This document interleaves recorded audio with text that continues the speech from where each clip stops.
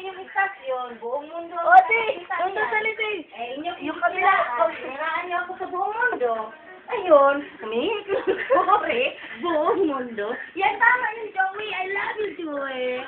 Alright, it's not a kidlog. Oh, my friend. Itak-tak mo! Noon sa man mo, oy. Kasi, nasira si Willie nasira si Joey buong nationwide. Ayun sabihin ako sa inyo. Kasi, sarado ng mga utak nyo. Ay kung nagbibigayan kayo sa mga opinion ng dalawang tao, kasi parehas kayong dalawa, sarado ng mga utak nyo. Kasi po, fans kayo ng channel ko, tsaka 7. Siyempre, hindi nyo papayagan. Ako magawa. Hindi nyo mapapayagang malamangan yung channel ko, kaya 7. Yun lang po ang aking paliwanag. Okay na, huwag mo kunin ang ma. Sige. Okay, go. Go. Mo dun. Makapapi din kasi. Ayan, yung Tani!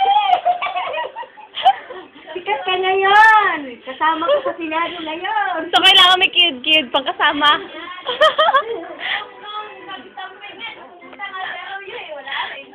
Ano na? Mayaman ang istasyon eh. Kaya nga, di niya kaya. Kaya nga, di nadaan ko pira. Hindi nila kaya. Kapitapirahan, Hindi nila Uy! kaya. Yan, Willie, go! Yanatan ka dyan. Oh? Wow! Yan, tatablat. Ay, hindi ma. Kung ang dusang ko, siyempre. Hindi talaga, yan. Pero, nakatatak na sa sambayang ng Pilipino nga. Nakatatak na yan sa sambayan ng Pilipino nga. Maugin na ilang mga palabas siya. Masyado kasi silang dagan ng mga mapahamak ba. Ang dami mapahamak. Sumunod sila sa style ngayon sa Wawawi. Hindi ganyan yung mga audience nila eh. Di ba rin palabas? Yung Isbulaga, hindi ganyan yun yung ayos nila dati Boring nga eh. Sinunod nila yung style ng ABCD, Wawawi. Sabi nila ka na bilyan, Papa Nili, Family, sayaw, itak ka. Itak. Sumunod.